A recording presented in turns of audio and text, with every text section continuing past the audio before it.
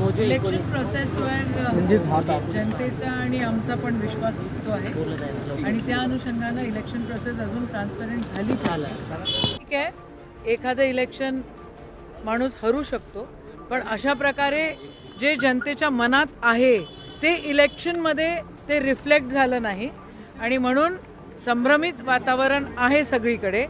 या ठिकाणी आमची मागणी आहे की इलेक्शन प्रोसेस अजून ट्रान्सपरंट झाली पाहिजे.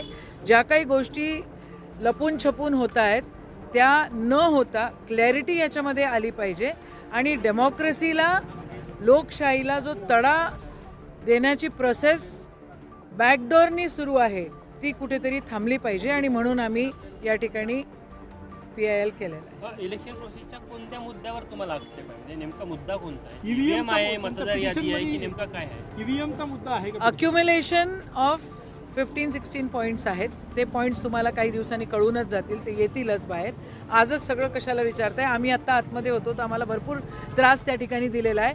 रजिस्ट्रेशन झाल्यानंतर सुद्धा झेरॉक्स कॉपीवर पण सह्या पाहिजे, म्हणजे आम्हाला काय कधी पण, आम्ही काय वकील नाही आहोत आणि आम्हाला काय समजत नाही अशा प्रकारे लगेच CM ऑफिसमधनं, DCM ऑफिसमधनं इन्क्वायरी सुरू झालेली आहे. ही कोणची पद्धत आली? ही पद्धत नसते. एवढं प्रेशर डेव्हलप करण्याचं काही कारण नाही.